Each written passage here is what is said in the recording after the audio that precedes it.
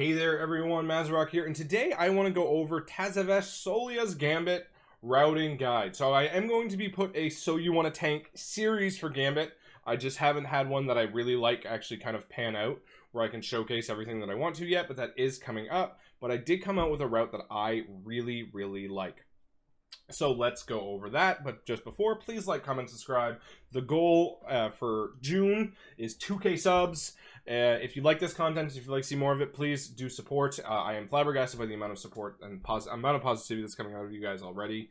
Thank you so much. Let's hit that 2K by the end of the month.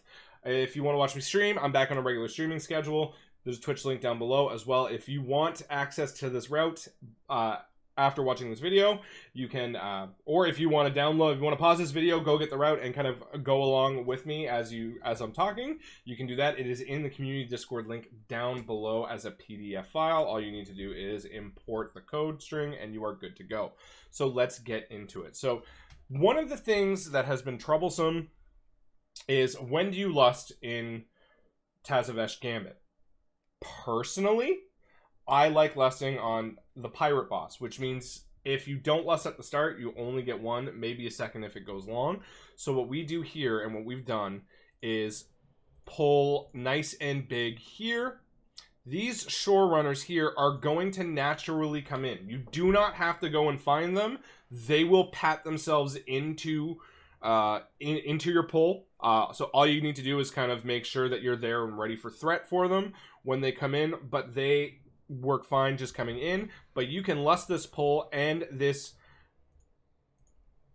and so I'm going to put him separately, this Goliath, but he is going to pad in around the same time as the shore walkers.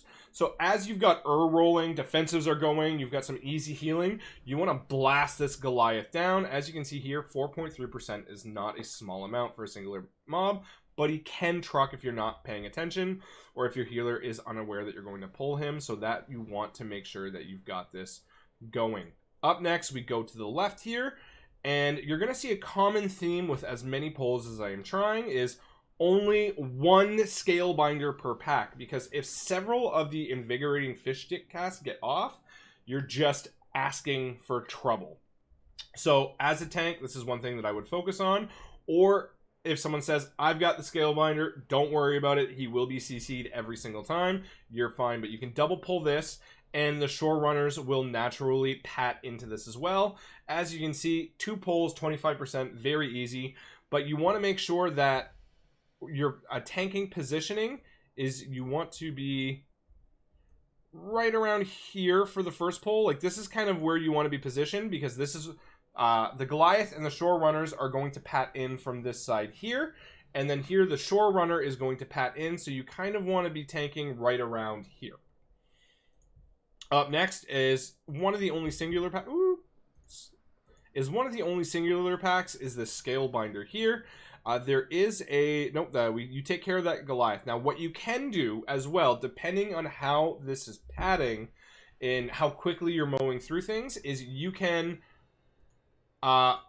pull this one in with that one and you're fine. A little thing to note about the Goliath is he is unaffected by the invigorating fish stick cast. So if you find yourself in trouble, you've somehow gotten a lot of scale binders, too many Murlocs got away, and you have a Goliath in a pack and there's just too many invigorating fish sticks to reliably take care of and DPS down, have everyone focus on the Goliath if the pull is going bad, because you can still kill him and then reset the Murlocs after through death. Now, once this scale binder here is dead, you can roll in this pack here and then start heavily focusing on that. This is an easy chain pull to do, but unless you have assigned CCs for this specific thing where like every person has their own scale binder and they're taking care for it, I and Pugs will wait until this scale binder is dead, and then I'll roll it in. Then we go over here, we pull this pat will come in. Now if you're looking at the map, if you're in the dungeon, you're like, why can't I go from here to here? There's like these rocky kind of mountains in the way that will block your path, so we'll just do this. But there is an opening. Yeah, I know, I definitely should be going to art school.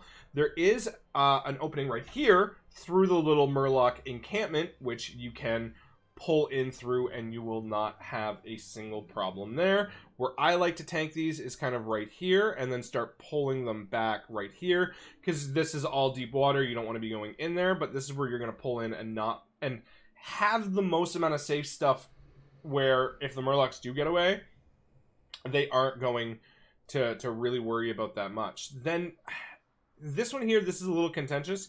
I've rolled him in. I've absolutely rolled him in. Or you can do it singular, but with the way that I like to do it, I'll focus on the Scalebinder for CC and have the mobs pull down the Goliaths, because really, as long as the Invigorating Fish cast isn't going off, there's nothing too dangerous here. And then up next, I will pull this pack here. Notable pack here. This is the only pull you're going to be doing with 2 Scalebinders. So you do need to watch out for CCs, but this is the most important part of the route here, is grabbing the woe. Now, you only need 53% count. You do. And you could do without these shore runners. But, you know, a lot of DPS like to pad, so you can grab these if you want. You do not have to, but they're easy count, and it's an easy way for you to ensure that if something does kind of happen, or if you've mispulled along the way, you have a little bit extra at almost 0 effort, and your DPS get to pad a little bit more here, which, let's face it, what DPS doesn't like to do? More overall by the end of a key. But the very important thing here is to get woe. With this pull, with this route, you need woe, because a shroud skip is not long enough, and an invis skip is not long enough to skip all of this. But if you get woe here, you have more than enough time to go into Agromar's vault, skip these ones, and just come right here, and then boom, boss, you're done. Easy peasy. Then we go over to Borealis. Now, this one here, the deckhands can hurt, and you do want to kind of set up a stun rotation, but if you feel confident with your team and how things are working, I'm not really... you can double pull these and work it out. Do note the Haymaker's truck. If you're not comfortable with double pulling this, you can just single pull, and you're just split this up and you'd be fine. But you can save a lot of time by double pulling these and having some sort of CC rotation, like Shadow Fury, a sweeping kick for Monk, any kind of group stun that you can get to kind of lay off the tank for a little bit and lay off yourself is very, very good. Then I will come here, and you make your way here, because these 2 packs aren't there by the time we pull. So this is why some people will do this, this, and this, but you're waiting on RP to kind of occur, and I don't like doing that. So I will pull this and this. I will pull this, and if I'm feeling cheeky, I'll do both of these combined. But you can just go mob by mob here, and it's fine. You've already saved a lot of time in the Murloc area with the pulls that I've been doing. By the time you come here, you're pretty much fine. And then you can lust on Time Reaver, the Captain, and you can go through there. How to tank him, I will cover that in the How to Tank Gambit guide.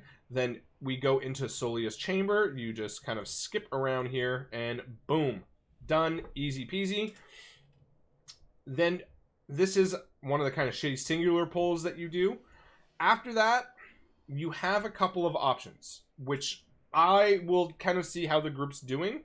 I will either double pull this with an because that way you got a lot. You want to make sure you have CDs available for it, but you also kind of want to make sure that, if this is a tyrannical week, I'll do this, but on a fort week, I'm much more likely to just singularly pull these guys, because there's the Unstable Rift, there's Reinvigorate casts that go off frequently, which does a large chunk of healing and just kills a lot of time, where if you're not kicking and CCing properly, and those casts are going off, you're actually spending more time double pulling than if you had just done these both separately.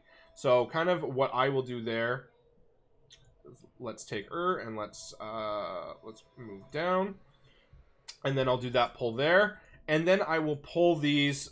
I don't like pulling them together. I really don't. It's just not for me. I will bring these out. It saves a lot of time. There's frontals going off. There's the Wandering Pulsar. Things aren't fun. But the one thing with this mob here, this Starseeker, is you want to taunt and bring him over in this direction. You don't have to go this far out, but you don't want the Wandering Pulsar going near this pack here. And then after that, you pull here, pull that, and then boom, done. You've got Gambit. You have 103, 104% count. Like I said, you don't need that extra shore runners in the first portion here. Like, you don't need this, but it's easy to get, and they're really not that much trouble. They don't count for a lot, but they don't have a lot of health. They die really, really quickly, and these ones are less likely to run off. So you're, like, it's easy count, and you can just mow them along, but it also gives you a little insurance that you don't have to backpedal. And like I said, DPS like to, of course, always, you know, pad their numbers a little bit. So that is my guide to Soleah's Gambit. You can get that in the community Discord link down below. I hope you enjoyed that. Is there another dungeon that you would like to see next as we are talking about this? Thank you very, very much for all the support. Have yourselves a good day, and happy tanking.